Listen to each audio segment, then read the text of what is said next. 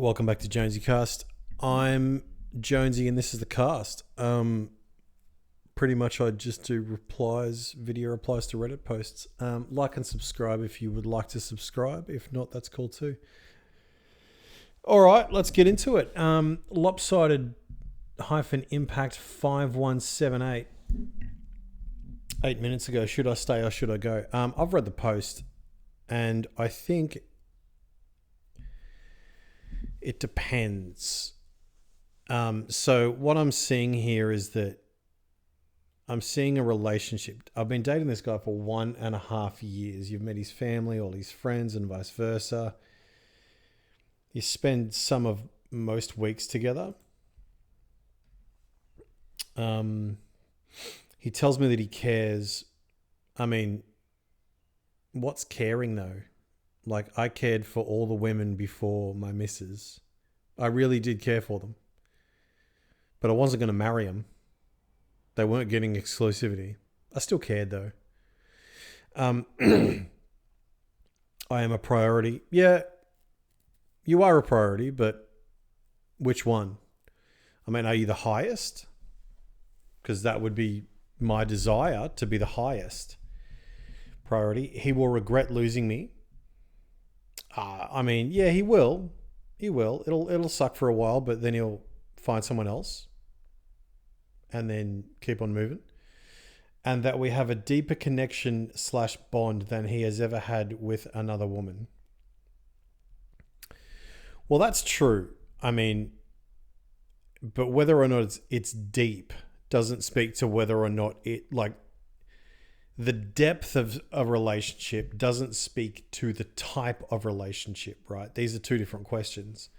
So, I mean, I can have a best mate, and I do. I have a best mate, right? He's my best mate. I love this man. I love him.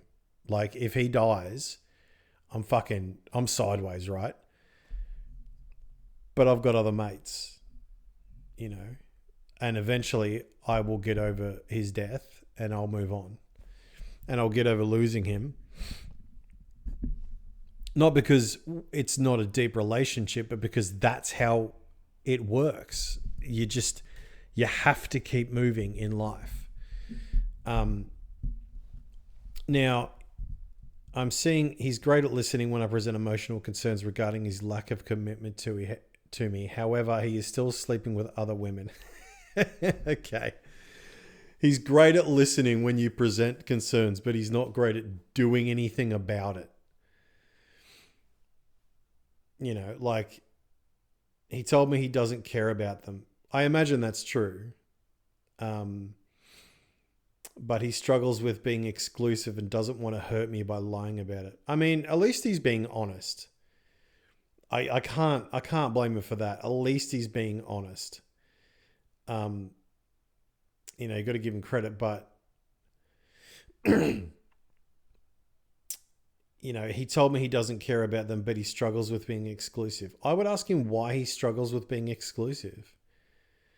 Why does he struggle with that? What is he afraid of? Like, I think what he's afraid of is putting all the eggs in one basket, right? But at the end of the day, that's what a relationship is, or should be.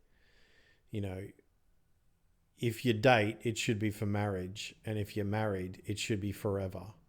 Now, sometimes it's not. And sometimes, you know, we don't date for marriage. There's a long time there that I didn't date for marriage. I was just doing my thing. And a lot of girls got hurt because of that. And I got hurt because of that. Because it doesn't matter what you do. The truth is that if something's going to end, people get hurt. That's just what happens. I love him deeply and do not want to date anyone else. I know the risks associated with the relationship, but he and I are very attached. I mean, it could be the case that you know the risks associated with a relationship. They are, for example, that he that he leaves you, or that he comes home with an STI if he's not wearing protection. And if he's sleeping with women that he trusts, he may not be using protection. I mean, I used the pull-out method for fucking years before I dated my missus now. And I was just lucky. I was just lucky that I didn't get any of them pregnant. But he might not be so lucky. No matter how hard I have tried, I haven't been able to break things off with him. All right, so I'll give you a little story. I'm 35 now. When I was 23, I was treated like shit by a young lady who was, I think she was about 22. She treated me like shit. And I went to my best mate's mum and I said, I don't even know how to feel about the fact that she's treating me like shit. And then Kerry, that was her name. She goes, well, eventually you'll have just had enough. You'll just have had enough and you'll leave. And I was like, I don't know what you mean. I don't know what to do.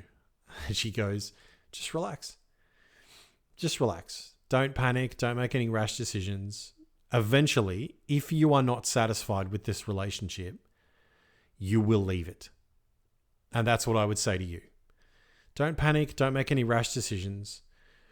Eventually, if the truth is that you are dissatisfied with this relationship, you will leave it. Because while he's good and he's awesome and he's fun and you know his family and all that shit, if he is not meeting the needs that are deep within you, you will find that out. The only question is what is going to happen in that time between, right? So I wouldn't accept any propositions from him. Like if he'd been proposing, I wouldn't accept any of that. I wouldn't accept, like if he wants to go exclusive and you want to go exclusive, but you need to make sure that that's what he wants and make sure that that's what he's going to do, because men who watch porn before marriage, watch porn in marriage. Men who cheat before marriage, cheat during marriage. All right. Men don't just change their habits as soon as they get married. It's not as easy as that, you know? So I would just pay attention. Now, my mind goes in circles wondering if he truly cares. I think he does care, but I think he has a different understanding and expectation around what caring entails than you do. Or if I'm filling an empty space until he finds a woman worth his exclusivity. I mean, I think it's probably that. I mean, you would be absolutely dumbstruck if you knew what I know about what people will do to not be alone. Like, man, some women, especially women, because they are more susceptible to negative emotion, some women live by the philosophy of, I would rather be together in hell than in heaven alone, right? So you need to decide which one you want better. I mean, if I was in your position, I tell myself I'm overthinking and uptight about the situationship. You're not overthinking. I mean, these are things that genuinely need to be thought about. Should I continue with this relationship? I mean, in my opinion, you should continue with it until you don't. If I was in your position, I would break up with him and I would start working on me. Go to the gym, do physical exercise, get yourself sorted out. Like, get yourself really in a position where the next man that you meet can't say no to you, right? And can't say no. Like when you say, I want it exclusive and I want XYZ. Not too much, because he's just a man. He's not a fucking superhero. But, you know, you have standards about yourself that you're not willing to negotiate on. And then you will present them to him and he won't say no. He'll just say, fucking all right, because you're so amazing that I have to. I mean, you have to be someone worth being to have someone worth having. All right. So maybe you need to go work on yourself. I mean, physical exercise, go to the gym, walk your dogs every day if you've got them, go hang out with your girls. Mental health care, I mean, like, go hang out with your friends, do other shit that doesn't involve him, like really get involved in something, whether it's Brazilian jiu-jitsu or candle making. I don't know, but whatever floats your boat. Educate yourself, read books on relationships, read a shit ton of books on relationships. One I would recommend is Jordan Peterson's 12 Rules for Life. There's a lot of shit in there that's really good for especially young men, but also definitely young women. because what you gain is an insight into young men, especially. I would listen to Esther Perel. She's got a podcast and she's really talks about relationships. And I mean, it's just mind blowing. It's a really good podcast. Esther Perel. She's Belgian. She speaks French and English.